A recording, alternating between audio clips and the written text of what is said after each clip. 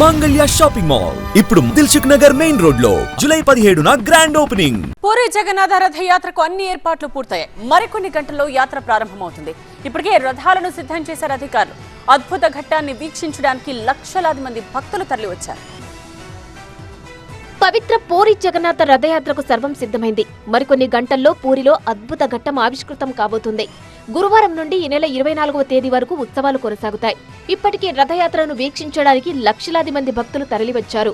ఇలాంటి అవాంఛనీయ సంఘటనలు జరగకుండా పోలీసులు భారీ భద్రతా ఏర్పాట్లు చేశారు. జగన్నాథుని రథాన్ని నందిఘోష అని, బలరాముని రథాన్ని తలధ్వజ అని, సుభద్రాదేవి రథాన్ని దర్పదాలనని పిలుస్తారు. ఈ పవిత్ర రథాలకు ప్రత్యేక పూజలు చేశారు. జగన్నాథుడి ఆలయం దగ్గరకు 3 రథాలను తీసుకొచ్చారు. ప్రతి సంవత్సరం ఆషాఢమాసం శుక్లపక్షం ద్వితీయ తిథిన పూరి జగన్నాథ ఆలయం నుంచి యాత్ర మొదలవుతుంది. రథయాత్ర 5వ రోజైన హేరా పంచమి నాడు స్వామిని విడిచి వెళ్లారన్న ఆగ్రహంతో అమ్మవారు లక్ష్మీదేవి గుండీచా ఆలయానికి వచ్చి నందిఘోష రథచక్రం వద్ద సంకేతక ఉత్సవాన్ని జరుపుతారు. స్వామి తన అత్తగారి ఇల్లు అయిన గుండీచా ఆలయంలో వారం రోజుల పాటు బస చేసి ఆషాఢ శుక్లదశమి తిథిన తిరుగు ప్రయాణం అవుతారు.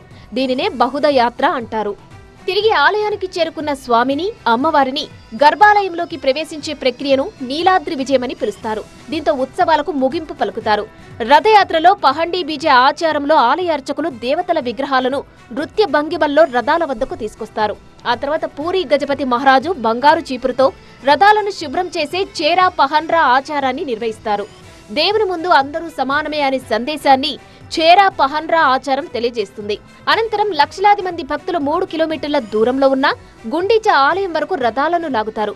పూరి జగన్నాథ ఆలయ గర్భగుడిలోకి హిందువులకు మాత్రమే ప్రవేశం ఉన్నప్పటికీ రథయాత్రను మాత్రం అన్ని మతాల వారు, విదేశీయులు కూడా ప్రత్యక్షంగా వీక్షించవచ్చు. భారీగా భక్తులు తరలి రావడంతో భద్రతా ఏర్పాట్లు, ట్రాఫిక్ ఆంక్షలు అమల్లో ఉన్నాయి. రథయాత్రకు వెళ్లే భక్తులు ముందుగానే హోటళ్లు, రవాణా సదుపాయాలను బుక్ చేసుకోవడం మంచిదని అధికారులు సూచిస్తున్నారు.